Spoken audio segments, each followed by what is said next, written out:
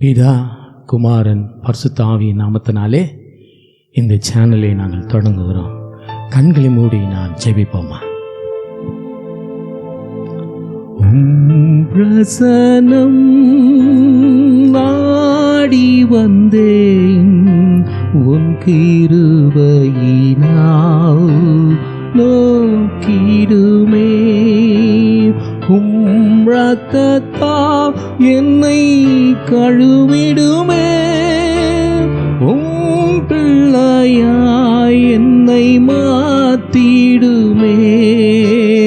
என் இயேசுவே, என் ராஜனே, நான் ஏங்குகிறேன் உம் சமூகத்திற்கே. என் இயேசுவே, என் ராஜனே, நான் ஏங்குகிறேன் உம் சமூகத்திற்கே. உம் வசனம் தியானிக்கையோ இதயமது ஆறுதலே. மனிதர்கள் என்னை பகைத்தாலும் அஞ்சிடனே, நீர் இருக்கையிலே. என் இயேசுவே, என் ராஜனே, நான் ஏங்குகிறேன் உம் சமூகத்திற்கே. என் இயேசுவே, என் ராஜனே, நான் ஏங்குகிறேன் உம் சமூகத்திற்கே.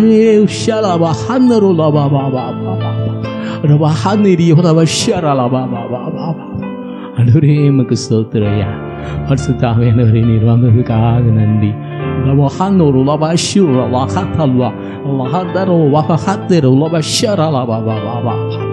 அன்றுவரே எமக்கு ஸ்தோத்திரையா. எங்கள் மத்தியில் நீ வந்ததுக்காக நன்றி சுவாமி.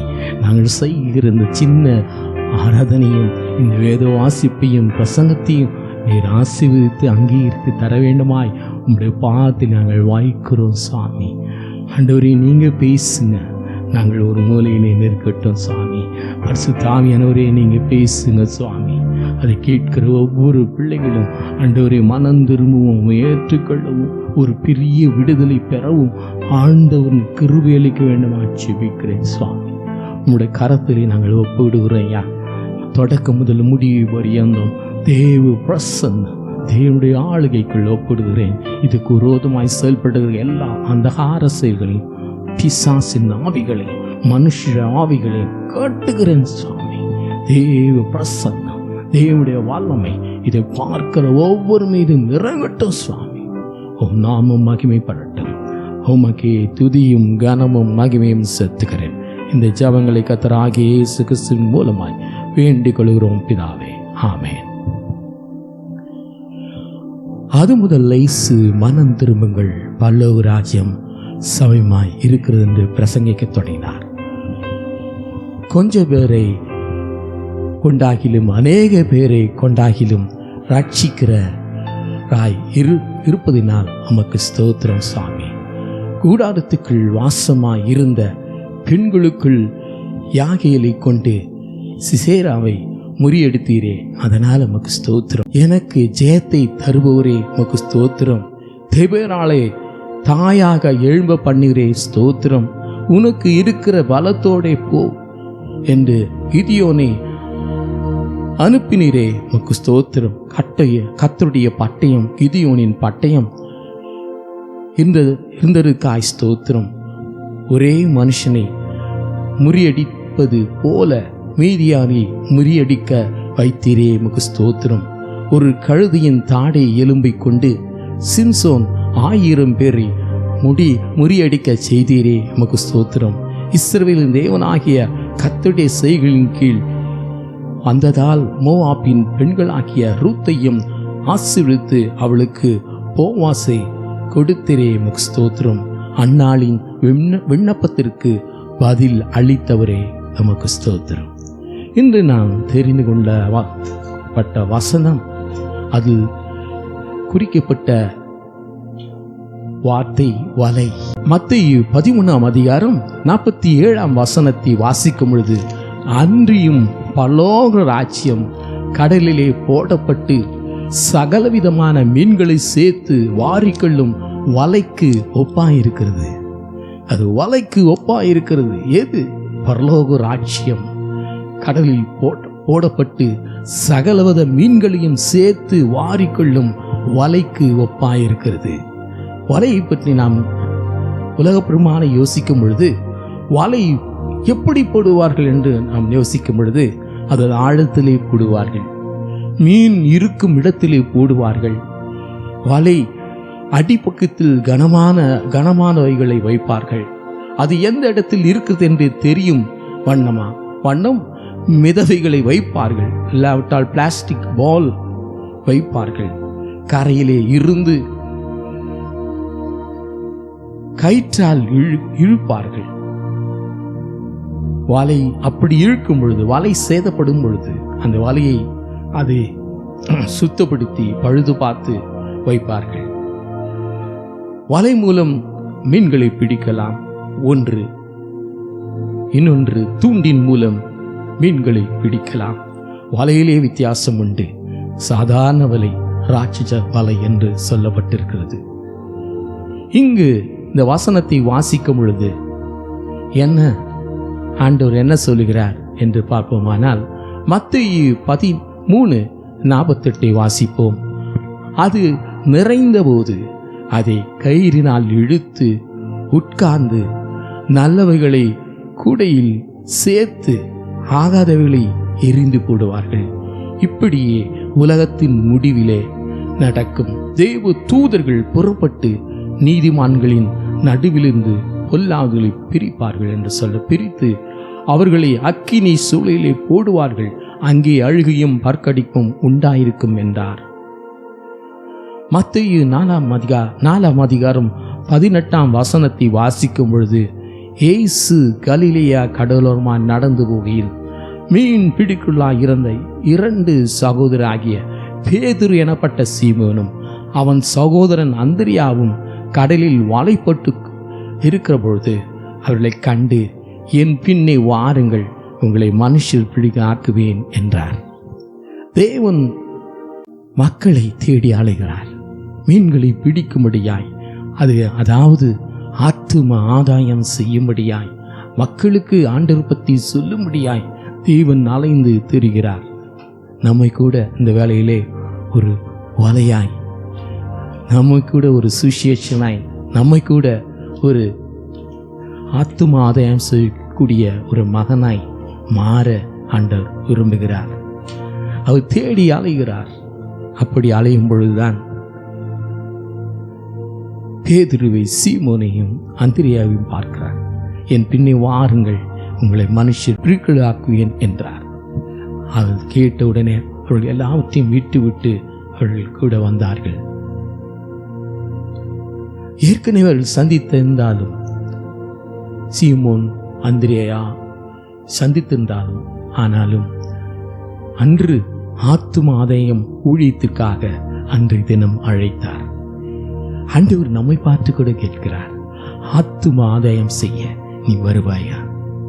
ஆத்தும ஆதாயம் செய்ய, கிறிஸ்து அண்டை வழி நடத்த நீ வருவாயா என்று நம்மை பார்த்து கேட்கிறார்.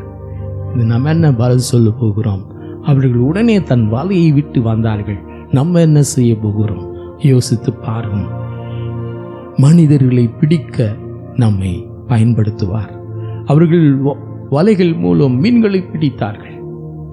ஆண்டவர் சொல்கிறார், நான் உன்னை மனிதர்களை பிடிக்க அழைக்கிறேன் என்று சொல்லி அவர்களை அழைத்தார். மத்தேயு 4:20 பார்க்கும் பொழுது, உடனே அவர்கள் வலைகளை விட்டு அவருக்கு பின் சென்றார்கள். அவர் அவிடம் விட்டு போகையில் வேற 2 சகோதரனாகிய செபெதேயுவின் மகன் யாக்கோபும் அவன் சகோதரன் யோவானும் தங்கள் தகப்பன் செபெதேயுவினுடைய படவிலிருந்து தங்கள் வலைகளை பழுது பார்க்கிற கொண்டிருக்கிற போது அவர்களை கண்டு அவர்களை அழைத்தார். உடனே அவர்கள் படவையும் தங்கள் தகப்பனையும் விட்டு அவருக்கு பின் சென்றார்கள். பாருங்க, உடனே சொன்ன உடனே அந்த வார்த்தைக்கு கீழ்ப்படிந்து தேவனை நோக்கி வந்தார்கள், தேவனுக்கு பின் சென்றார்கள். யாக்கோபையும் அவனுடைய சகோதரனையும் கர்த்தர் அழைத்த போது அவர்கள் தாமதிக்காமல் உடனே அவர்களுக்கு பின் சென்றார்கள். நாம் ஆண்டவருக்கு கட்டளைக்கு உடனடியாக கீழ்ப்பிடுகிறவர்களாய் நாம் இருக்கிறோமா? கவனித்து பார்ப்போம். எத்தனையோ தடவை நம்மளை அழைத்திருப்பார், நீ வா ஆத்துமாதாயம் செய்ய அழைத்திருப்பார். நாம் அதை கேளாதது போல இருப்போம். ஆனால் இவர்கள் என்ன செய்தார்கள்? உடனே வலையையும் தன் தகப்பனையும் விட்டு அவர் பின் சென்றார்கள். ஆண்டவர் கட்டளைக்கு, ஆண்டவர் வார்த்தைக்கு கீழ்ப்படிந்தார்கள். யோவான் 1:40 வாசிக்கும் பொழுது, யோவான் சொன்னதை கேட்டு அவனுக்கு பின் சென்ற 2 பேரில் ஒருவன் சீமோன் பேதுருவின் சகோதரனாகிய அந்திரியா என்பவன். அவன் முதலாவது தன் சகோதரனாகிய சீமோனை கண்டு மேசியாவை கண்டோம் என்று சொன்னான். மேசியா என்பதற்கு கிறிஸ்து என்று அர்த்தமாம். அவனை இயேசுவிடத்தில் கூட்டிக் கொண்டு வந்தான். இயேசு அவனை பார்த்து, நீ யோனாவின் குமாரனாகிய சீமோன், நீ கேபா எனப்படுவாய் என்றான். கேபா என்பதற்கு பேதுரு என்று அர்த்தமாம். இயேசுவுக்கு சீடர்கள் சேர்க்கும் பணி செய்தார். யார் என்றார்? அந்திரேயா. தன்னுடைய குடும்பத்தாரை அவர் சேர்த்தார். நாமும் கூட நம்முடைய குடும்பத்தில் இருக்கிற மக்களை ஆண்டவருக்குள் நடத்தணும், ஆண்டவர் வழியிலே நடத்தணும். கர்த்தருக்கு ஆத்தும ஆதாயம் செய்து அவரிடத்திலே நாம் அழைத்து கொண்டு வரணும்.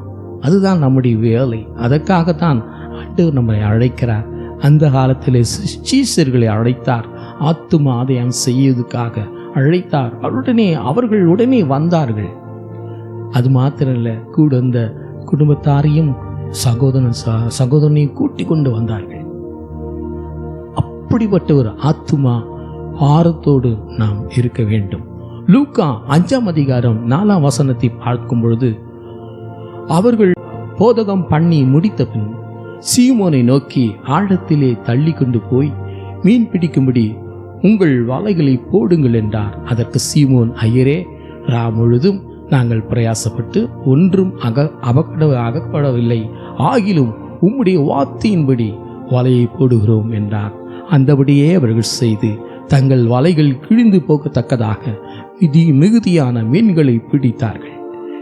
இயேசு அவர்கள் வேதனையை அறிந்தார். ஏனென்றால் அவர்கள் முழுதும் பிரயாசப்பட்டார்கள். முழுதும் பிரயாசப்பட்டு ஒரு மீன் கூட அவர்களுக்கு ஆகப்படலை. ஏனென்றால் அவர்கள் மீன் பிடிக்கும் தொழிலுக்காக வைக்கப்படலை. ஏனென்றால் அவர்கள் ஆத்தும ஆதாயம் செய்ய, மனிதர்களை பிடிக்கும்படியான அந்த காரியத்தில் தேவன் அவர்களை வைத்தபடியினால் இப்படிப்பட்ட ஒரு சோதனை அவர்களுக்கு வருகிறது. அப்பொழுதுதான் ஆண்டவர் சொல்கிறார், நீ ஆழத்திலே போடு என்று சொல்கிறார். அதன்படி அவர்கள் போடுகிறார்கள், வலையை போடுகிறார்கள். மீன்கள் பிடிக்கப்பட்டது. அந்த வலைகள் கிழியக்கூடிய அளவுக்கு அந்த மீன்கள் வந்தது. உடனே அவன் தன் தோல்வியை அவன் ஒத்துக்கொள்ளுகிறான். பேதுரு ஒத்துக்கொள்ளுகிறான். அவன் உண்மையாய் தேவனுடைய குமாரன் என்று அவன் அறிந்து கொள்ளுகிறான். அதன் மூலம் அவன் தோல்வியை கொண்டு, ஆண்டவரே நீ சொல்லுபடி நான் செய்கிறேன் என்று சொல்லி அவன் சொன்னான். தேவனுக்கு ஆண்டவர் சொற்களுக்கு மதிப்பை அளிக்க வேண்டும். நாமும் கூட ஆண்டவர் சொல்லும் பொழுது, பேசும் பொழுது நாம் ஆண்டவருக்கு நாம் மதிப்பு அளிக்கணும். ஆண்டவரே நீங்க சொல்லுங்க என்று கேட்டோம், அதன்படி நாம் செய்யணும். அது மாத்திரம் அல்ல, வலையை போட்டவர்கள் அவர்கள் பெரிய வலையை போடும்படியாக சொல்லும் பொழுது அவர்களுக்குள் அந்த வலையை போடாதபடி சாதாரண வலையை போட்டதுனாலே அதை கிழியக்கூடிய அபாயம் ஏற்பட்டது. அப்படிப்பட்ட நாம் சொல்லுவதை ஒழுங்காய் நாம் கீழ்ப்படியணும், முற்றிலுமாய் கீழ்ப்படியணும். அறகுறையாய் அல்ல, முற்றிலுமாய் நாம் ஆண்டவருக்கு கீழ்ப்படியணும். யோவான் 21:1 வாசிக்கும் பொழுது, சீமோன் பேதுரு மற்றவர்களை நோக்கி மீன் பிடிக்க போகிறேன் என்றான். அதற்கு அவர்கள், நாங்களும் உங்களோடு கூட வருகிறோம் என்றார்கள். அவர்கள் புறப்பட்டு போய் உடனே படலில் ஏறினார்கள். அந்த ராத்திரியிலே அவர்கள் ஒன்றும் பிடிக்கவில்லை. பாருங்க, அவன் அழைக்கப்பட்ட அழைப்பிலே அவன் நிலைத்து நிற்கல. ஆண்டவர் சிலுவையிலே அறைந்த பிறகு அவர் போய்விட்டார் என்று சொல்லி அந்த அழைப்பை அவன் எண்ணாதபடி, அதை குறித்து ஒரு கவலை இல்லாதபடி மறுபடியுமாக தன் தொழிலுக்கு போனான். மீன் பிடிக்கும் தொழிலுக்கு போனான். உயர்வான தொழிலாகிய மனுஷரை பிடிக்கும் அந்த காரியத்தை விட்டுவிட்டு பழைய தொழிலுக்கு சென்றான். பின்மாற்றம், இதுதான் பின்மாற்றம். நாமும் கூட ஆண்டவர் கொடுத்த அழைப்பை உதாசீனம் பண்ணி நாமும் கூட வாழ்வோம். ஆண்டவர் சொல்வதை கேட்க மாட்டோம். ஆண்டவர் நம்மை விட்டு விலகிவிட்டார் என்று சொல்லி பின்மாற்றத்திலே நாம் போய்விடுவோம். நாம் இஷ்டப்படி வாழ நாம் முன்னாடி செய்த காரியத்தை நாம் செய்வோம். பாவத்திலே இருந்திருப்போம், பாவத்திலே மறுபடியுமாக போவோம். அதைத்தான் நீங்க செய்தார். பின்மாற்றம் அடைந்து, ஆனாலும் தேவன் விட்டாரா? தேவன் விடல. அவருடைய அழைப்பை நினைவுபடுத்துகிறார். இங்க பாருங்க, நாமும் கூட நம்முடைய அழைப்பில் முன்னேறதை விட்டுவிட்டு பின்வாங்காமல் இருப்போமானால் ஆண்டவர் நம்மளை ஆசீர்வதிப்பார். மறுபடியும் நம்ம ஆசீர்வதிக்கும்படியாய் தேவன் தலையிடும் பொழுது மறுபடியும் நம்மளை ஆசீர்வதிப்பார். பின்மாற்றத்தில் நம்ம தூக்கி எடுப்பார். இதுதான் நடந்தது. அவர்கள் மறுபடியும் மீன் பிடிக்கும் தொழிலுக்கு போகும் பொழுது ஆண்டவர் விடிகாலே வந்து நிற்கிறார். விடிகாலமே யோவான் 21:4 வாசிக்கும் பொழுது, விடிய காலமான போது இயேசு கரையிலே நின்றார். அவர் இயேசு என்று சீஷர்கள் அறியாதிருந்தார்கள். அப்பொழுது அவர், நீங்கள் படவுக்கு வலதுபுறம் வலையை போடுங்கள், அப்பொழுது உங்களுக்கு அகப்படும் என்றார்.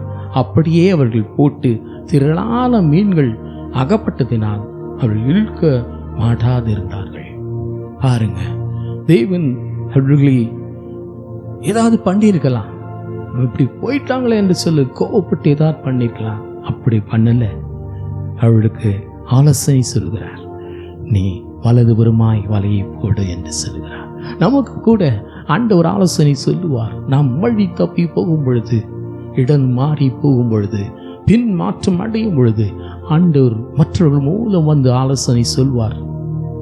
போகாதே, நீ செய்யாதே என்று சொல்லி இடது பக்கமாய் போ, வலது பக்கமாய் போ என்று சொல்வார். அதுதான் இங்கே நடந்தது. நீ வலதுபுறம் போ, வலதுபுறமாக வலையை போடு என்று சொல்கிறார். போட்டதுனாலே திரளான மீன்கள் அவர்களுக்கு கிடைத்தது. யோவான் 21:10 வாசிக்க கேட்போம். இயேசு அவர்களை நோக்கி, நீங்கள் இப்பொழுது பிடித்த மீன்களில் சிலவற்றை கொண்டு வாருங்கள் என்றார். சீமோன் பேதுரு படவில் ஏறி 153 பெரிய மீன்களை நிறைந்த வலையை கரையில் இழுத்தான். இத்தனை மீன்கள் இருந்தும் வலை கிழியவில்லை. பாருங்க, அவள் சொன்னபடி அவள் செய்தபடியினால், கீழ்ப்படிந்தபடியினால் அவளுக்கு திரளான மீன்கள் கிடைக்கப்பட்டது. அது மாத்திரமல்ல, 153 பெரிய மீன்கள் என்று சொல்லப்பட்டிருக்கிறது. அப்படியாய் ஆண்டவர் அவர்களுக்கு தம்மை வெளிப்படுத்தி காட்டினார். ஏனென்றால் தேவனுக்கு கீழ்ப்படிந்து அவர் வார்த்தைக்கு நடுங்கி நடக்கும் பொழுது கட்டாயம் ஆசீர்வாதத்தை பெறுவோம். இவர்கள் ஆண்டவர் இவர்களை அழைத்த நோக்கம் மனிதர்களை பிடிக்க, மீன் பிடிக்க அல்ல, அதை நிரூபித்து காட்டும்படியாய் ஆண்டவர் செய்கிறார். அப்பொழுதுதான் அவர்கள் கண்கள் திறக்கப்படுகிறது. ஆனால் ஆண்டவர் அவர்கள் இரவு முழுதும் சாப்பிடாதிருந்தால் அவர்களுக்கு வேண்டிய ஆகாரத்தை ஆயத்தப்படுத்தினார். அவர்கள் தேவைகளை எல்லாம் சந்தித்தார். அவர்களுக்கு பிடித்து வந்த மீன்கள் எல்லாம் வைத்து அவளுக்கு உணவாய் கொடுத்தார். எவ்வளவு அன்புள்ள தேவன்! தம்மை விட்டு பிரிந்து போன, தம்மை மறந்த பிள்ளைகளுக்கு அன்பு பாராட்டுகிறார். நாமும் கூட அவரை விட்டு விலகும் பொழுது நம்மை வெறுப்பாரா? இல்லை, நமக்கு தேவையான அனைத்தையும் சந்திப்பார். நம்மளுக்கு அன்பு பாராட்டுவார். நம்மளுக்கு தேவையான உணவு, உடை, இறக்கும் இடங்கள் எல்லாம் கொடுப்பார். அவள் நம்மளை நேசிக்கிற தேவன், அதனால அப்படி செய்தார். யோவான் 21:17 வாசிப்போம். 3ஆம் தரம் அவர் அவனை நோக்கி, யோனாவின் குமாரனாகிய சீமோனே, நீ என்னை நேசிக்கிறாயா என்றார். என்னை நேசிக்கிறாயா என்று அவர் 3ஆம் தரம் தன்னை கேட்டபடினாலே பேதுரு துக்கப்பட்டு, ஆண்டவரே, நீர் எல்லாவற்றையும் அறிந்திருக்கிறீர், நான் உம்மை நேசிக்கிறேன் என்பதையும் நீர் அறிவீர் என்றார். இயேசு, என் ஆடுகளை மேய்ப்பாயாக என்றார். பாருங்க, மறுபடியும் கேட்கிறார். ஏன் கேட்கிறார்? மறுபடியும் ஒரு தொழில் செய்ய போகிறார்கள், மீன் பிடிக்கும் தொழிலை செய்ய போகிறார்கள். அதை நினைத்து, யோனாவின் குமாரனாகிய சீமோனே, நீ என்னை நேசிக்கிறாயா என்று 3 தடவை அவர் சொல்லுகிறார். முதல் தடவை சொல்லும்போது ஆட்டுக்குட்டி என்று சொல்கிறார்.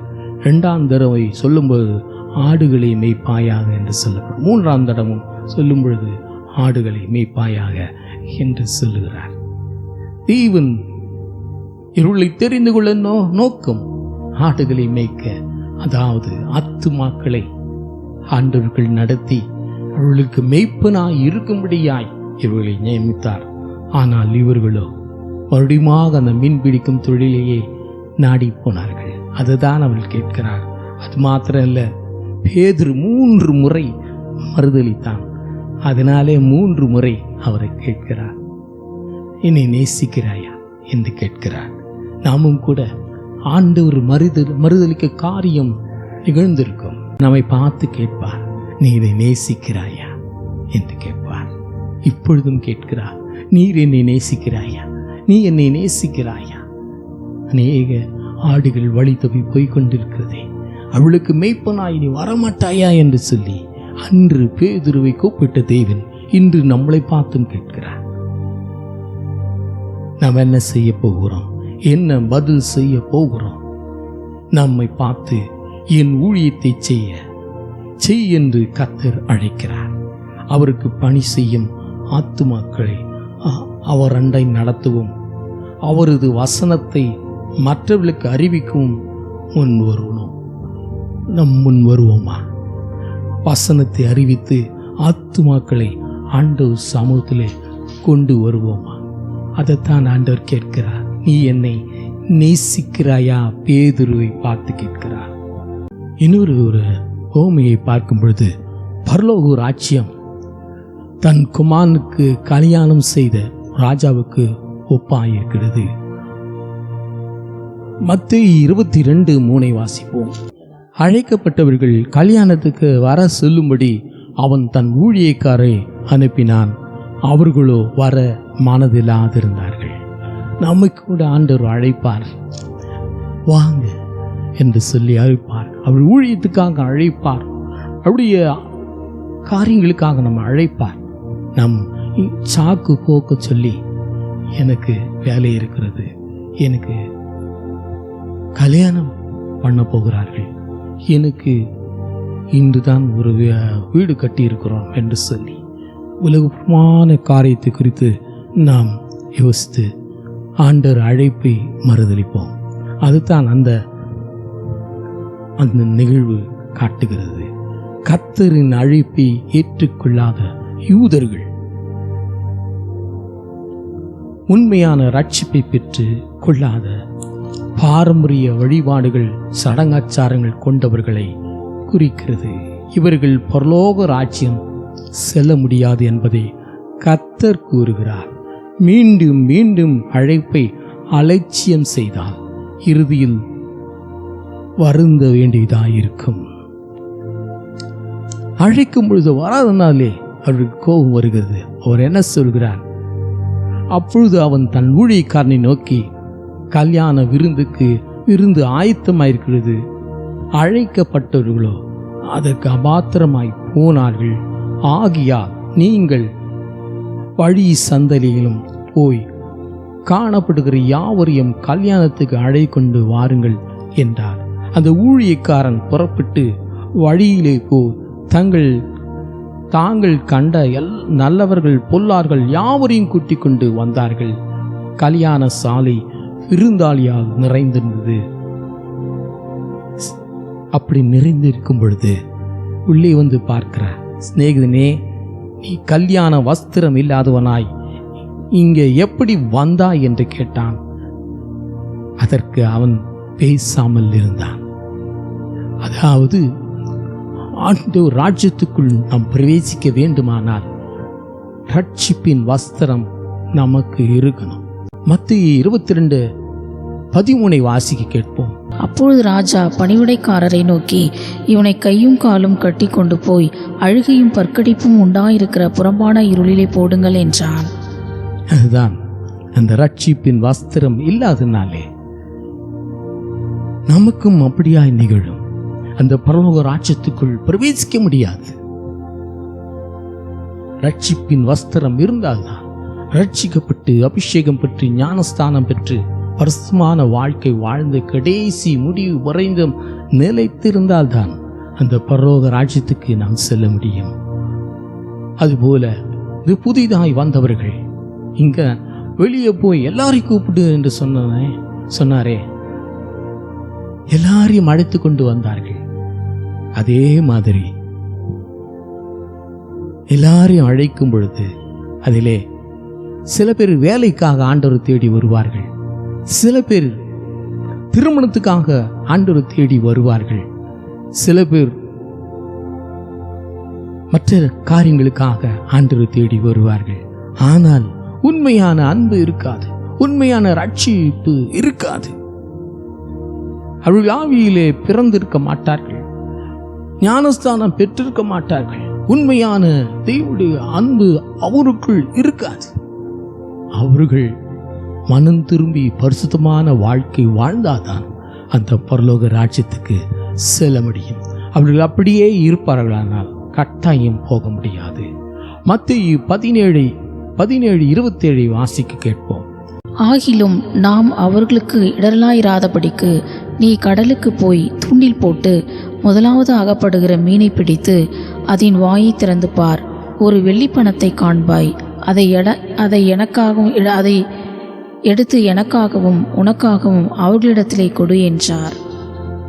பாருங்க, தூண்டின் மூலம் நம் மீன்களை பிடிக்கலாம். அது என்னவென்றால் ஆத்தும ஆதாயம், தனிப்பட்ட மனிதனுக்குள் தேவனுடைய ராஜ்யம். தூண்டில் போட்டு பிடிக்கிறது தனிப்பட்ட மனிதனின் தேவனின் ராஜ்யம். அதுதான் தூண்டில் போடுவது. தனியாய் இருக்கிற தனிப்பட்ட மனுஷனுக்கு போய் ஆண்டவர் பற்றி சொல்லி அவர்களை தேவனுடைய ராஜ்யத்துக்குள் கொண்டு வருவது. இன்னொன்று, கிறிஸ்துவின் சரீரமாகிய சபையாக தேவனுடைய சபை ராஜ்யம் தேவனுடைய ராஜ்யத்துக்கு கொண்டு வருவது. அதாவது ஒரு சாதாரண வலை போடும் பொழுது கொஞ்சம் மீன்கள் கிடைக்கும் அல்லவா? அந்த தெய்வ சபையிலே இருக்கிறவர்களை தேவன் ராஜ்யத்துக்குள் நாம் கொண்டு வர வேண்டும். உலகம் முழுவதையும் நேரடி ஆட்சி செய்யும் தேவனுடைய ராஜ்யம். உலகம் முழுக்கும் போய் ஆண்டவரை பற்றி சொல்லி தேவனுடைய ராஜ்யத்துக்குள் நாம் கொண்டு வரணும். இதுதான் ராட்சத வலை என்று பொருள்படுகிறது. உலகம் முழுக்க போகணும். ராட்சத அந்த வலை அவ்வளவு பெரிய வலை. அப்படி உலகம் முழுதும் சென்று தேவனுடைய ராட்சியத்தை நாம் பிரசங்கித்து அதன் மூலம் ஆத்தும ஆதாயம் செய்யணும். தூண்டில் மூலம் தனிப்பட்ட நபரை பிடிக்கலாம். சிறிய வலைகள் மூலம் சபைகள் மூலம் பிடிக்கலாம். உலகம் முழுவதும் போய் பெரிய வலை, அதாவது ராட்சத வலை, அந்த வலையின் மூலம் மனுஷர்களை பிடிக்கலாம். மத்தேயு 13:48 வாசிப்போம். அது நிறைந்தபோது அதை கரையில் இழுத்து உட்கார்ந்து நல்லவைகளை கூடைகளில் சேர்த்து ஆகாதவைகளை எரிந்து போடுவார்கள். இப்படியே உலகத்தின் முடிவிலே நடக்கும். தேவதூதர்கள் புறப்பட்டு நீதிமான்களின் நடுவிலிருந்து பொல்லாதவர்களை பிரித்து அந்த வலையை இழுக்கும் பொழுது நிறைந்திருக்கிற அந்த மீன்கள், அதுக்குள்ள நல்லவைகள் இருக்கும், கெட்டவைகள் இருக்கும். இதனால கரைக்கு வந்தவுடனே அதை பிரித்து எடுப்பார்கள். இது கடைசி நாட்களிலே, தேவன் வருகையின் நாட்களிலே, ஆண்டவராகிய இயேசு கிறிஸ்துவின் 2ஆம் வருகையிலே இது நடக்கும். நல்லவைகள் கூடையிலே சேர்ப்பார்கள் என்று சொல்லப்பட்டிருக்கிறது. நல்லவர்கள் பரலோக ராஜ்யத்தில் சேர்ப்பார்கள், கெட்டவர்கள் அவர்கள் நரகத்திலே தள்ளப்படுவார்கள் என்று சொல்லப்பட்டிருக்கிறது. இது கடைசி நாளிலே நடக்கும்.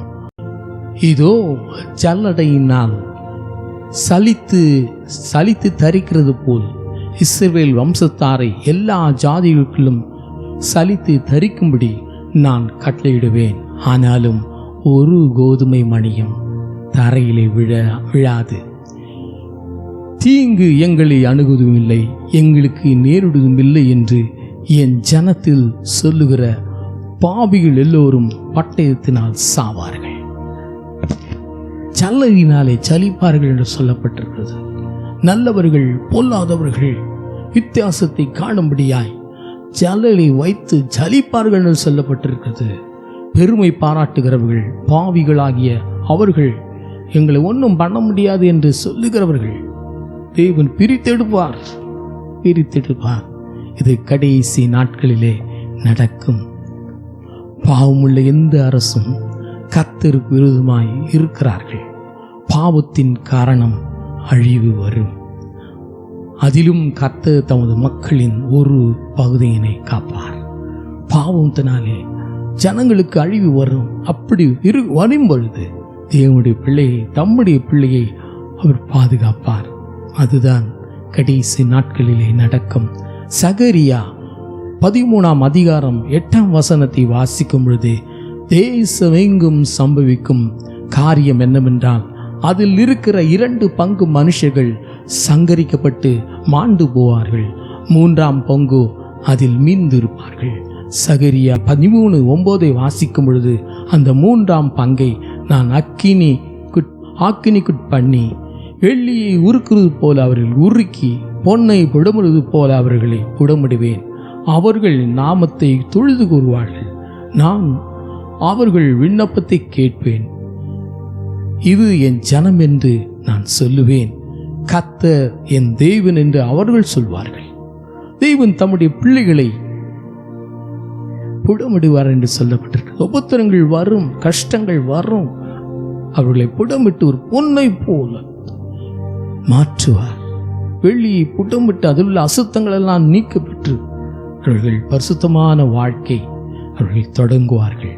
இஸ்ரவேல் நாட்டில் 3/2 பங்கு மனிதர்கள் அந்த கிறிஸ்துவின் படையினால் கொல்லப்படுவார்கள். மீதி உள்ளவர்களோ கர்த்தருடைய ரட்சிப்பை அடைவார்கள். என்ன துன்பங்கள் வந்தாலும் கர்த்தருக்கு நாம் உண்மையாய் இருக்கும் ஒரு கூட்டம் எப்பொழுதுமே இருக்கும். இவர்கள் பலவித பாடுகள் மேலும் பரிசுத்தப்படுவார்கள். அவர்கள் பாடுகள் வந்தாலும் மென்மேலும் பரிசுத்தம் அடைவார்கள். ஏனென்றால் இவர்கள் தேவனுடைய கூட்டம், உண்மையுள்ள கூட்டம், நேர்மையான கூட்டம். இவர்கள் பாடுபடும் பொழுது தேவனை தூஷிக்க மாட்டார்கள், தேவனை மென்மேலும் சேவிப்பார்கள், இன்னும் அதிகமான பரிசுத்தமான வாழ்க்கை வாழ்வார்கள். மல்கியா 3:3 வாசிக்கும் பொழுது அவர் உட்கார்ந்து வெள்ளியை புடமிட்டு சுத்திகரித்து கொண்டிருப்பார். அவர் லேவியின் புத்திரரை சுத்திகரித்து அவர்கள் கர்த்தருள்ளாய் இருக்கும்படி நீதியாய் காணிக்கையை செலுத்தும்படிக்கு அவர்களை பொன்னை போல வெள்ளியை போல புடமிடுவார்கள். கர்த்தர் தம்முடைய மக்களை சுத்திகரிப்பார், அவர்களுக்குள் இருக்கும் மாசுகளை நீக்குவார். கர்த்தருடைய பிள்ளைகள் பாடுகள் அனுபவிக்கும் பொழுது கர்த்தர் அவரை கவனமாய் பார்ப்பார். தம்முடைய பிள்ளைகளை பாடுகள் படும் பொழுது அப்படியே விட்டு போயிட மாட்டார், அருகிலே வந்து கவனமாய் பார்த்து கொண்டே இருப்பார். மல்கியா 4ஆம் அதிகாரம் 1ஆம் வசனம் 1-3 வாசிப்போம். இதோ சூளையைப் போல எரிகிற நாள் வரும், அப்பொழுது அகங்காரிகள் யாவரும் அக்கிரமம் செய்கிற யாவரும் திரும்பாயிருப்பார்கள். வரப்போகிற அந்த நாள் அவர்களை சுட்டெரிக்கும், அது அவர்களுக்கு வேரையும் கொப்பையும் வைக்காமற் போகும் என்று சேனையின் கர்த்தர் சொல்லுகிறார். 2-3 வரைக்கும் வாசிக்கும். ஆனாலும் என் நாமத்துக்கு பயந்திருக்கிற உங்கள் மேல் நீதியின் சூரியன் உதிக்கும், அதன் செட்டைகளின் கீழ் ஆரோக்கியம் இருக்கும். நீங்கள் வெளியே புறப்பட்டு போய் கொழுத்த கன்றுகளைப் போல வளருவீர்கள், துன்மார்க்கரை மிதிப்பீர்கள். நான் இதை செய்யும் நாளிலே அவர்கள் உங்கள் உள்ளங்காலின் கீழ் சாம்பலாயிருப்பார்கள் என்று சேனையின் கர்த்தர் சொல்லுகிறார். இதுதான் கடைசி நாளில் நடக்கும். தேவன் வருகைக்கு முன்பாக இது நடக்கும். கர்த்தருடைய பிள்ளைகளுக்கும் மற்ற பிள்ளைகளுக்கும் வேறுபாடு உண்டாகும். இதுதான் இரண்டாம் வருகையிலே நடக்கும். நாம் அதை அறிந்து நாம் ஜாக்கிரதையாய் நடக்க வேண்டும். தேவன் தம்முடைய பிள்ளைகளை புடமிடுவார், அவர்களை சுத்திகரிப்பார், அவர்களை பரிசுத்தப்படுத்துவார். அவர்களும் தேவனை விட்டு விலகாதிருப்பார்கள். தேவனுடைய வார்த்தையை கீழ்ப்படிந்து என்ன துன்பங்கள் துக்கங்கள் வந்தாலும் தேவனுக்கு பயந்து நடப்பார்கள். இந்த கடைசி நாளில் இது நடக்கும்.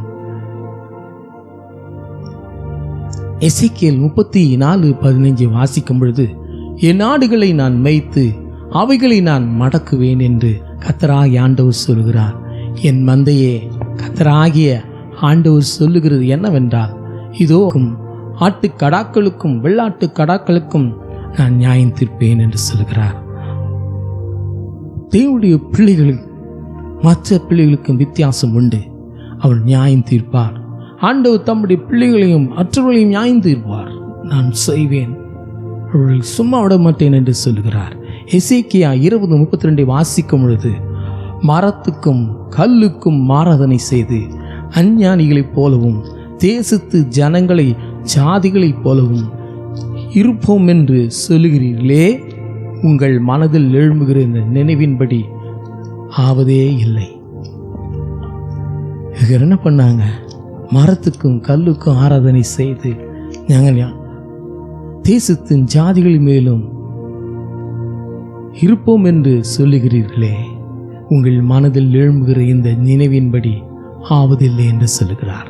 அந்த கடைசி நாள்கள் இந்த விக்கிர ஆராதனை பண்ணுவர்கள், வேசித்தனம் பண்ணுவர்கள், குடிக்கிறவர்கள், இவர்கள் செயல் பலனற்று போகும் என்று சொல்லப்பட்டிருக்கிறது. அவர்கள் ஒன்றுமில்லாமல் போவார்கள் என்று சொல்லப்பட்டிருக்கிறது.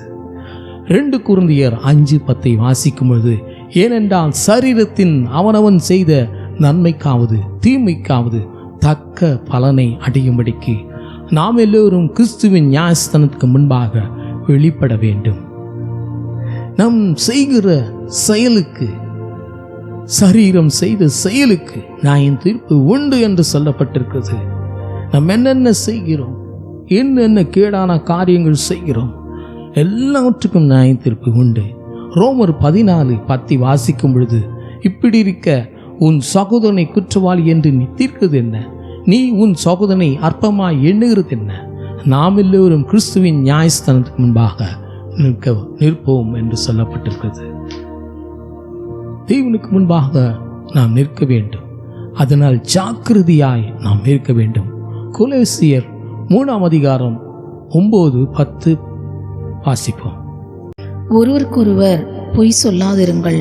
பழைய மனுஷனையும் அவன் செய்கைகளையும் கலைத்து போட்டு தன்னை சிருஷ்டித்தவருடைய சாயலுக்கொப்பாய் பூரண அறிவுடையும்படிய புதிதாக்கப்பட்ட புதிய மனுஷனை தரித்து கொண்டிருக்கிறீர்களே. 13:17 வாசி. 13:17. ஒருவரை ஒருவர் தாங்கி ஒருவர் பேரில் ஒருவருக்கு குறைபாடு உண்டானால் கிறிஸ்து உங்களுக்கு மன்னித்தது போல ஒருவருக்கொருவர் மன்னியுங்கள். 17. வார்த்தையினாலாவது கிரியையினாலாவது நீங்கள் எதை செய்தாலும் அதையெல்லாம் கர்த்தராகிய இயேசுவின் நாமத்தினாலே செய்து அவர் முன்னிலையாக பிதாவாகிய தேவனை ஸ்தோத்திரியுங்கள். பிதாவாகிய தேவனை ஸ்தோத்திரிக்கணும். பொய் சொல்லக்கூடாது. பழைய மனுஷனை தரித்திருக்க கூடாது. சிருஷ்டிகரின் ஒப்பான காரியத்தை நாம் செய்யணும். பூரணமாய் இருக்கணும். புதிதாக்கப்பட்ட புதிய மனுஷனை தரித்து கொண்டு இருக்கணும். ஒருவரை ஒருவர் தாங்கி ஒருவர் பேர் ஒருவர் குறைபாடு உண்டானால் கிறிஸ்து உங்களுக்கு மன்னிக்கிறது போல ஒருவருக்கு ஒருவர் மன்னிங்கள். வார்த்தையினாது கிரியினாது நீங்கள் எதை செய்தாலும் அதெல்லாம் கர்த்தராகிய இயேசுவின் நாமத்தினாலே செய்து அவர் முன்னிலையில் பிதாவாகிய தேவனை ஸ்தோத்திரியுங்கள் என்று எழுதப்பட்டிருக்கிறது. மத்தேயு 25:32 வாசிப்போம். அப்பொழுது சகல ஜனங்களும் அவருக்கு முன்பாக சேர்க்கப்படுவார்கள். மேய்ப்பனானவன் செம்மறியாடுகளையும் வெள்ளாடுகளையும் வெவ்வேறாக பிரிக்கிறது போல அவர்களை அவர் பிரித்து 33 அப்புறம் 46. செம்மறியாடுகளை தமது வலது பக்கத்திலும் வெள்ளாடுகளை தமது இடது பக்கத்திலும் நிறுத்துவார். 46. அந்தபடி இவர்கள் நித்திய ஆக்னியை அடையவும் நீதிமான்களோ நித்திய ஜீவனை அடையவும் போவார்கள் என்றார். தேவன் கடைசி நாளிலே நியாயம் தீர்ப்பார். வெள்ளாடுகளின் செம்மறியாடுகளின் பிரிப்பார், வெவ்வேறாக பிரிப்பார். செம்மறியாடுகளை தமது வலது பக்கத்திலும் வெள்ளாடுகளை தமது இடது பக்கத்தில் நிறுத்துவார். இவர்கள் நித்திய ஆக்கினியை அடையவும் நீதிமான்களோ நித்திய ஜீவனை அடையவும் போவார்கள். கடைசி நாளில் இது நடக்கும். நாம் நீதியாய் நியாயமாய் ஆண்டவர் பிள்ளையாய் நடக்கும் பொழுது அந்த பரலோக ராஜ்யத்தை, நித்திய ராஜ்யத்தை நாம் சுதந்திரித்துக் கொள்வோம். தேவனை விட்டு குடித்து வெறித்து காம விகாரம் விபச்சாரம் வேசித்தனம் பண்ணி கொண்டு இருப்போமானால், தேவனை மறந்து தேவன் அழைப்பை மறந்து வாழ்வோமானால் நாம் நரகத்திலே தள்ளப்படுவோம் என்று சொல்லப்பட்டிருக்கிறது. வெளிப்படுத்தல் 20:12 வாசிக்கும் பொழுது, மருத்துவரையாகிய சிறியோரையும் பெரியோரையும் தேவனுக்கு முன்பாக நிற்க கண்டேன். அப்பொழுது புஸ்தகங்கள் திறக்கப்பட்டன. ஜீவ புஸ்தகம் என்னும் வேறொரு புஸ்தகம் திறக்கப்பட்டது. அப்பொழுது அந்த புஸ்தகங்களில் எழுதப்பட்டபடியே மரித்தோர் தங்கள் கிரியைகளுக்கு தக்கதாக நியாய தீர்ப்பு அடைந்தார்கள். சமுத்திரம் தன்னுள்ள மரித்தோரை ஒப்புவித்தது. மரணமும் வாதமும் தங்களிலுள்ள மரித்தோரை ஒப்புவித்தன. யாவரும் தங்கள் கிரியைகளின்படியே நியாய தீர்ப்பு அடைந்தார்கள். அப்பொழுது மரணம் பாதாளமும் அக்கினி கடலில் தள்ளப்பட்டன. இது 2ஆம் மரணம். ஜீவ புஸ்தகத்தில் எழுதப்பட்டவனாக காணப்படாதவன் எவனோ அவன் அக்கினி கடலிலே தள்ளப்படுவான். ஒவ்வொன்றும் தன் உள்ள காரியத்தை ஒப்புவிக்கும். சமுத்திரம் தன்னுள்ள மரித்தோரை ஒப்புவிக்கும். பாதாளம் தங்களுள்ள மரித்தோரை ஒப்புவிக்கும். இது கடைசி நாளிலே நடக்கும். அப்பொழுது மரணமும் பாதாளம் அக்கினி கடலிலே தள்ளப்படும். இது 2ஆம் மரணம். ஜீவ புஸ்தகத்தில் எழுதப்பட்டவர்கள் மாத்திரம் பரலோக ராஜ்யத்துக்கு போவார்கள். ஜீவ புஸ்தகத்தில் எழுதப்படாதவர்கள் அக்கினி கடலிலே தள்ளப்படுவார்கள். வலை ஆண்டவர் நம்மை அழைத்தார். சீசுகளை அழைத்தார். அவர்கள் அப்படியே விட்டு போனார்கள். மறுபடியுமாக அவர்கள் ஆண்டவர் பரலோகத்து போன பிறகு அதெல்லாம் மறந்துவிட்டு மீண்டும் பழைய வாழ்க்கையை நாடி போனார்கள். திருப்பியும் ஆண்டவர் வந்து அவர்களுக்கு அன்பாய் அவர்களோடு பேசி அவர்களுக்கு சொல்லித் தருகிறார். நாமும் கூட ஒருவேளை பின்மாற்றத்தில் இருப்போமானால், ஆண்டவருடைய அழைப்பை மறந்து காணப்படுவோமானால், இன்று மனம் திரும்பி ஆண்டவரே நான் செய்தது தப்பு என்று சொல்லி ஆண்டவர் சமூகத்திலே ஒப்பு கொடுத்து மறுபடியும் அந்த ஆத்தும ஆதாயம் செய்யும் அந்த ஊழியத்தை ஈடுபடுவோம்.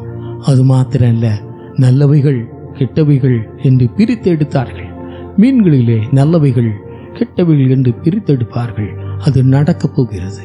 கடைசி நாளில் நடக்கும். நாம் நன்றாய் ஆண்டவருக்குள் நடப்போமானால், தேவன் பிள்ளையாய் இருப்போமானால், முழுகி ஞானஸ்தானம் பெற்று ரட்சிக்கப்பட்டு அபிஷேகம் பெற்று இருப்போமானால், முடிவு பரிந்த நிலைத்திருப்போமானால் அந்த பரலோக ராஜ்யத்துக்கு போவோம். இல்லாவிட்டால் நரகத்துக்கு தள்ளப்படுவோம். குடித்து வெறித்து பாவம் செய்து கொண்டு அசுத்தமாய் வாழ்ந்து கொண்டிருப்போமானால் நரகத்துக்கு தள்ளப்படுவோம். அதுதான் இவ்வளவு நேரம் வாசித்தோம். நாம் வலையாய் செயல்படுவோம். அநேக ஆத்துமாக்களை ஆண்டவருக்குள் கொண்டு வருவோம். முதலில் நம்முடைய குடும்பத்தாரை ஆண்டவருக்குள் கொண்டு வருவோம். மற்றவர்களுக்கு ஆண்டவருக்கு சொல்லி அவர்களையும் ஆண்டவர் சமூகத்திலே கொண்டு வருவோம். ஜெபிப்போமா. ஆண்டவரே, இந்த அருமையான நேரத்துக்காக நன்றி சுவாமி. அழகாய் நீர் பேசினீர். வலையை குறித்து பேசினீர். எப்படி நடக்கிறது என்று சொல்லி பேசினீர். அழைப்பை உதாசீனம் பண்ணாதபடி, தேவன் கொடுத்த அழைப்பை நாங்கள் உதாசீனம் பண்ணாதபடி, தேவன் சொன்ன வார்த்தைக்கு கீழ்ப்படிந்து அதன்படி நடக்கிற பிள்ளையாய் நாங்கள் இருக்க எங்களுக்கு உதவி செய்யுங்க சாமி. உம் நாமத்தை மகிமைப்படுத்திக் கொள்ளுங்க. ஆத்தும ஆதாயம் என்னும் அந்த ஊழியத்தை தூண்டில் மூலம் பிடிக்கும்படியாய் தனி நபர் ஊழியம் செய்தும் மற்றும் சபையிலே ஊழியம் செய்தும் மற்றும் உலகம் முழுவதும் போய் ஊழியம் செய்யும் நாம் யோசித்து அதன்படி நடப்போமாக. ஆமேன். ஆராதிப்போமா? முதலில் நாங்கள் ஆங்கில பாடல் பாடுவோம். தெரிங்கள் கூட சேர்ந்து பாடுங்க. பாடுவோமா?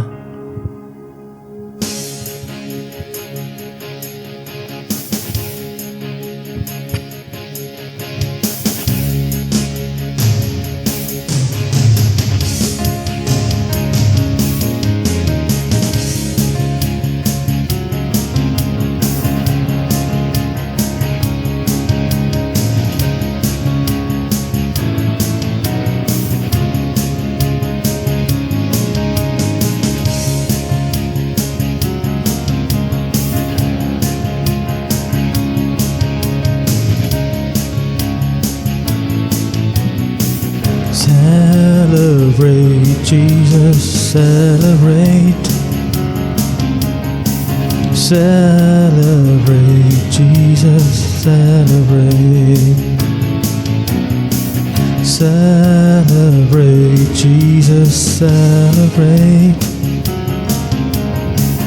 Celebrate Jesus, celebrate. He is risen, He is risen, and He lives forevermore. He is risen, He is risen. Come on and celebrate. Come on and celebrate. Come on and celebrate the resurrection of the Lord.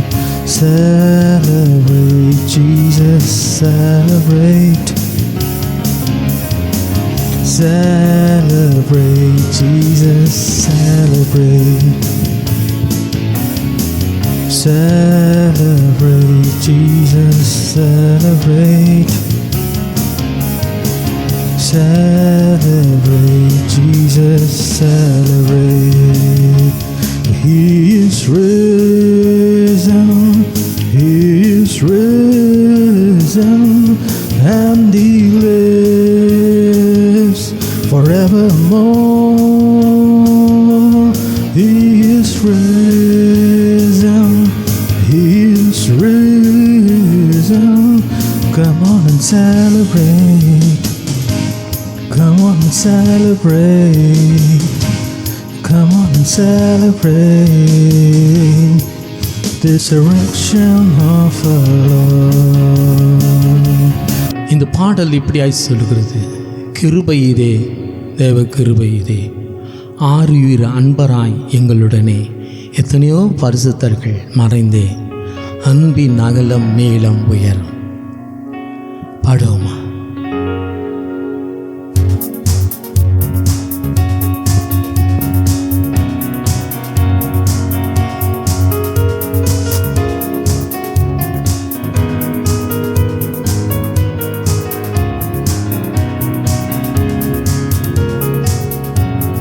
கிருபையிதே, தேவ கிருபையிதே, தாங்கி நடத்தியதே, இயேசுவிலே பொன்னை சரிலே ஆக மகிழ்ந்து நாம் ஆனந்திப்போம். இயேசுவிலே பொன்னை சரிலே ஆக மகிழ்ந்து நாம் ஆனந்திப்போம். அருயிரன்பரமிங்களுடனே ஜீவிய பாதையிலே இயேசு பரன். அருயிரன்பரமிங்களுடனே ஜீவிய பாதையிலே அனுதினமும் வாழி நடந்தேன். அவரது நாமத்தை காத்தனரே. கிருபையிதே, தேவ கிருபையிதே, தாங்கி நடத்தியதே, இயேசுவிலே பொன்னே சரிலே ஆக மகிழ்ந்து நாம் ஆனந்திப்போம். இயேசுவிலே பொன்னே சரிலே ஆக மகிழ்ந்து நாம் ஆனந்திப்போம். எத்தனையோ பரிசுத்தங்கள் மறைந்தே மகிமை சேர்ந்தனரே பூரணமாய் எத்தனையோ பரிசுத்தர்கள் மறைந்தே மகிமை செய்தனரே. காத்தனரே காத்தரெமை கருணையினால் தூய சேவை செய்ய கிருபையிலே தேவ கிருபையிலே தாங்கி நடத்தியதே. இயேசுவிலே உன்னை சரிலே மகிழ்ந்து நாம் ஆனந்திப்போம். இயேசுவிலே உன்னை சரிலே மகிழ்ந்து நாம் ஆனந்திப்போம். அந்தின் அகலமும் நீளம் உயரமும் ஆழமும் அறிந்துணர அனுகிரகித்தான். அந்தின் அகலமும் நீளம் உயரமும் ஆழமும் அறிந்துணர கிறிஸ்துவிலே ஒரு மனையாய் சிருஷ்டித்து நிறுத்தின தூக்கமே. கிறிஸ்துவிலே ஒரு மனையாய் சிருஷ்டித்து நிறுத்தினார் அவர் சுதராய். கிருபையிலே தேவ கிருபையிலே தாங்கி நடத்தியதே. இயேசுவிலே உன்னை சரிலே மகிழ்ந்து நாம் ஆனந்திப்போம். இயேசுவிலே உன்னை சரிலே மகிழ்ந்து நாம் ஆனந்திப்போம். இந்த பாடல் இப்படியா சொல்லுகிறது. கர்த்தரின் கை குறுகவில்லை, விசுவாசியே நீ பதறாதே, திருச்சபையே உன் கிரியை செய்வார். நெஞ்சமே நீ அஞ்சிடாதே, மேகம் போன்ற வாக்குத்தத்தம். பாடுவோமா?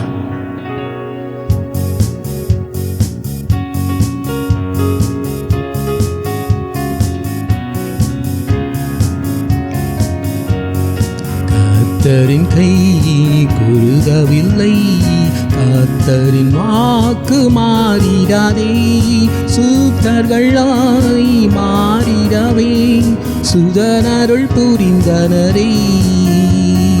விசுவாசியே நீ பதறாதே, விசுவாசியே நீ கலங்காதே, விசுவாசத்தால் நீதிமான் என்றும் என்றும் பிழைப்பான்.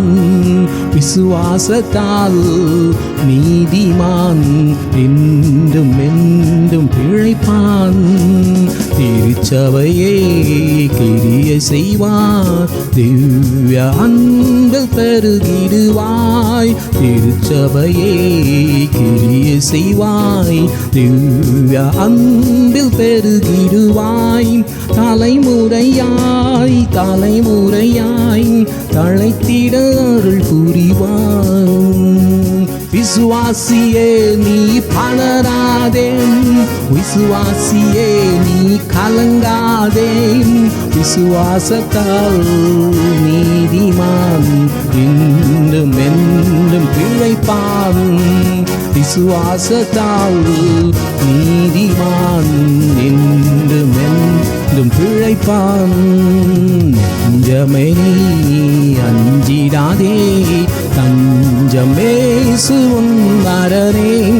நெஞ்சமே நீ அஞ்சிடாதே, தஞ்சமேசு உன் அரனே. தம் ஜனத்தை சீக்கிரமாய் தம்முடன் சேர்த்துக் கொள்வான். விசுவாசியே நீ பதறாதே, விசுவாசியே நீ கலங்காதே, விசுவாசத்தால் நீதிமான் என்றும் என்றும் பிழைப்பான். விசுவாசத்தால் நீதிமான் என்றும் என்றும் பிழைப்பான். மேகம் கொண்ட வாக்குத்தத்தம் சூழ நின்று காத்திருக்க, மேகம் கொண்ட வாக்குத்தத்தம் சூழ நின்று காத்திருக்க. விசுவாசத்தால் உரிமை கொள்வாய், விரைந்து முன்னேங்கிடுவாய்.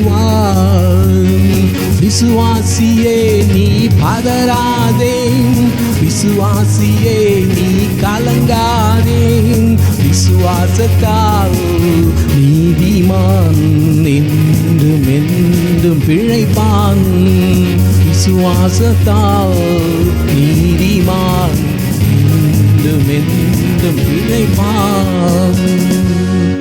இந்த பாடல் இப்படியா சொல்லுது, பலிபீடத்தில் என்னை பாரானே, கல்வாரி அன்பினை நீரென்றி என்னாலே பாரு, ஆவியோடு ஆத்மா சரீரம் சுயமென்னில் சாம்பலாய் மாற.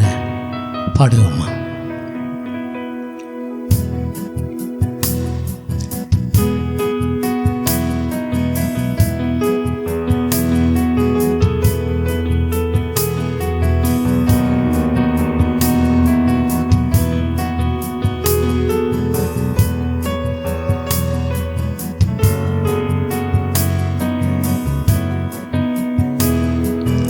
பலிபீடத்தில் தென்னன் பரனே படைக்கீரேனே இந்த வேளை, அடியேனை திருசித்தம் போல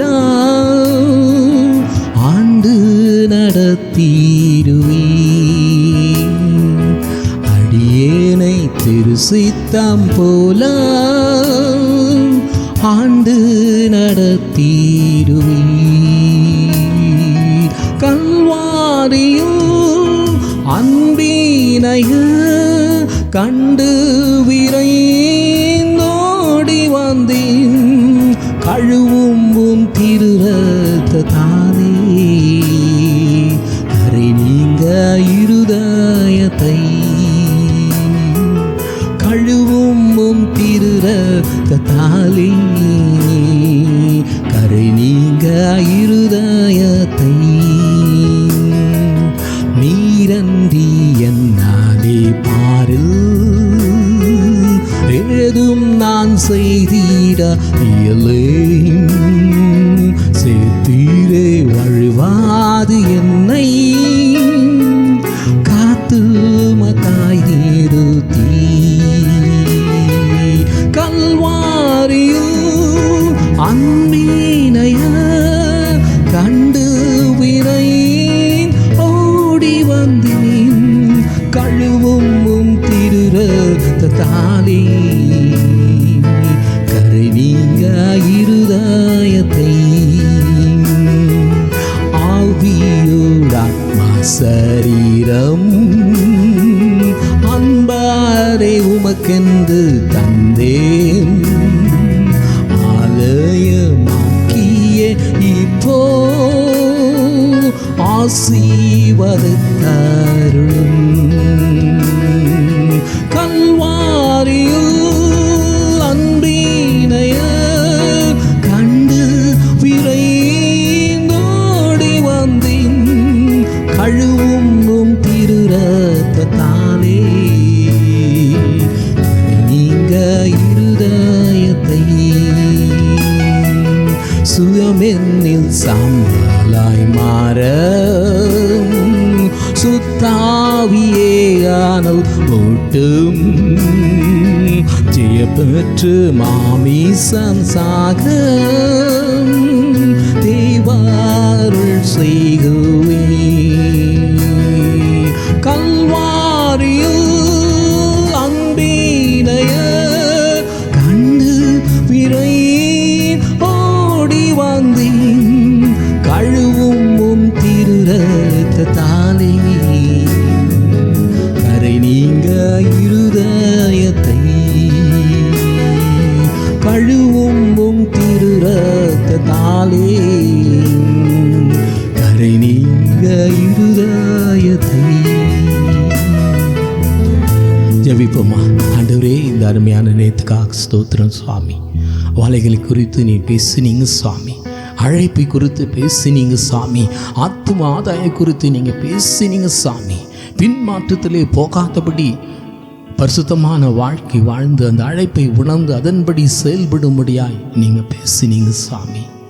ஆனால் ஆண்டவரே, முடிவு காலத்திலே நியாயம் தீர்ப்பு உண்டு. நாம் செய்கிற ஒவ்வொரு கிரியைகளுக்கும் தக்க ஒரு பலன் நமக்கு கிடைக்கும். நன்மை செய்தால் பரலோகத்துக்கு போகலாம், தீமை செய்தால் நரகத்துக்கு போகலாம் என்று சொல்லி அழகாய் நீங்கள் பேசின தயவுக்காக நன்றி சுவாமி. ஆண்டவர் இதை பார்க்கிற ஒவ்வொரு பிள்ளைகளை நம்முடைய கரத்தில் நான் ஒப்பு கொடுக்குறேன். யாராவது பாவத்தோடு வேதனையோடு குடியும் மற்றும் கெட்ட காரியங்கள் செய்து கொண்டு இருப்பார்களானால் அவர்களை மனம் திரும்ப கிருபை செய்யுங்க. நம்முடைய நியாய தீர்ப்பு நாளிலே அவர்கள் தப்பித்து கொள்ள ஒரு சந்தர்ப்பத்தை ஏற்படுத்தி கொள்ளுங்க. ஒரு மனம் திரும்புதலை அந்த பிள்ளைகளுக்கு காட்டுங்கள் சுவாமி. ஒருவேளை அழைப்பை உதாசீன பண்ணுகிற பிள்ளைகளை மறுபடியுமாக அழைத்து அவர்கள் மறுபடியுமாக அந்த ஊழியத்திலே ஈடுபட ஆத்தும ஆதாயம் செய்ய நீ கிருபை செய்யுங்க சுவாமி. ஆண்டவரே, யார் கஷ்டப்படுகிறார்களோ, வேதனைப்படுகிறார்கள், துக்கப்படுகிறார்களோ, அழுகிறார்கள், ஒவ்வொருவருக்கும் நீர் அற்புதத்தை செய்யுங்க. அவர்கள் கண்ணீரெல்லாம் துடைங்க. ஐசியிலே அழுது கொண்டிருக்கிற பிள்ளைகளை நீ தொட்டு சுகப்படுத்திடுங்க சுவாமி. கேன்சரில் கஷ்டப்படுகிற பிள்ளைகளை தொட்டு சுகப்படுத்திடுங்க சுவாமி. இன்னும் என்னென்ன வியாதியிலே கஷ்டப்பட்டு கொண்டு இருக்கிறார்கள், ஒவ்வொருவரையும் தொட்டு சுகப்படுத்திடுங்க சுவாமி. உம் நாமும் மகிமைப்படட்டும். பணம் இல்லாத பிள்ளைகளுக்கு பணத்தை கொடுங்க. ஒருவேளை உணவு இல்லை பிள்ளைகளுக்கு உணவை கொடுங்க சுவாமி. என் ஆண்டவரே, மனதிறங்குங்க, அற்புதம் செய்யுங்க. திருமணம் ஆகாத பிள்ளைகளுக்கு திருமணத்தை ஏற்படுத்தி கொள்ளுங்க. வேலை இல்லாத பிள்ளைகளுக்கு வேலையை ஏற்படுத்தி கொள்ளுங்க. குழந்தை இல்லாத பிள்ளைகளுக்கு குழந்தையை ஏற்படுத்தி கொடுங்க. குழந்தைக்காக பிரசவத்துக்காக காத்திருக்கிற பிள்ளைகளுக்கு நல்ல சுக பிரசவத்தை கொடுங்க சுவாமி. என் ஆண்டவரே, இந்த உயிர்த்தெழு நாளிலே ஒவ்வொரு புதிதாய் பிறந்த குழந்தையை போல மாறட்டும். அவள் பாவ கட்டிலிருந்து விடுதலை கொடுங்க. குடியிலிருந்து விபச்சார வேசித்தனம் பொய் போன்ற பொல்லாத பழக்க வழக்கங்களிலிருந்து அவளை விடுவீங்க சுவாமி. ஒரு அறுவடை இன்று அறுத்துருங்க சுவாமி. உம் நாமும் மகிமைப்படட்டும். உமக்கே துதியும் கனமும் மகிமையும் செலுத்துகிறேன். இந்த ஜபங்களை கர்த்தராகிய இயேசு கிறிஸ்துவின் மூலமாய் வேண்டிக் கொள்கிறோம் பிதாவே, ஆமென். என் ஆத்துமாவே கர்த்தரை ஸ்தோத்திரி, என் முழுமே ஒரு பசுத்த நாமத்தை ஸ்தோத்திரி. என் ஆத்துமாவே கர்த்தரை ஸ்தோத்திரி, கர்த்தர் செய்த சகல உபகாரங்களையும் மறவாதே, ஆமென். இது ஒவ்வொரு மாதமும் 1ஆம் தேதி அன்று வெளியாகும். இதை பார்த்து மற்றவங்களுக்கும் அறிமுகப்படுத்துங்க. ஆமென். ஹல்லேலூயா.